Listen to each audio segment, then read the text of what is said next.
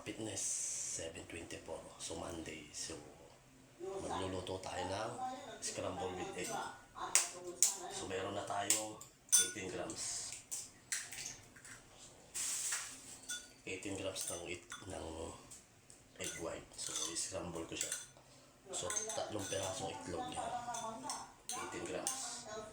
Tapos so lalagyan ko siya ng karne norte. Yan, so 5-5. So nutrition packs niya is nandito sa record. So meron siyang calories na 100. So yung protein niya is 7 grams. 1.5 yung saturated fat. Yung carbs niya is 1 gram. So nakalagay dito is dietary fiber 1 grams. Yung calories from fat niya is 70. So ihahalo natin to sa itlog. Yan, ito yung breakfast ko ngayon.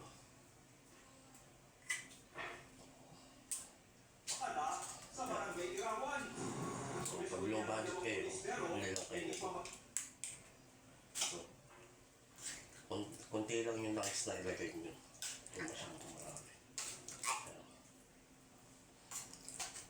Mamaya kasi, bubuhat tayo arms na legs.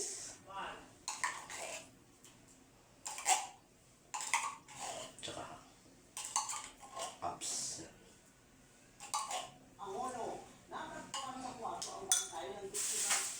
So, hahaluin ko lang siya ng fitness.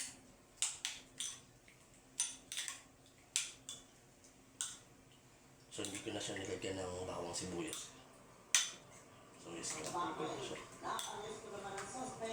Tapos may kanin pa naman ako dyan. So, ngayon i-scramble ko lang yun. Yung breakfast natin. So, hindi ko na natansya kung ilang grams yan. Yung calories niya. Ito nga pala yung aking pisik ha. So yung pisik ko, mga fitness, 58 kg. Balik tayo ngayon. Sa transplant ng biktima, matapos tanggalin ng mga doktor ang natitirang bahagi ng 58 kg. So, natural tayo mga fitness. So yun lang, magkala tayo.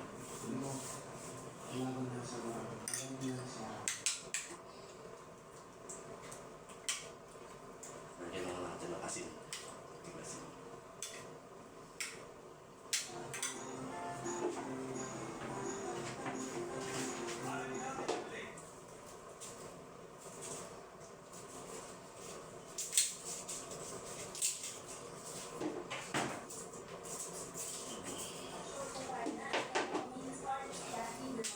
Stay fit and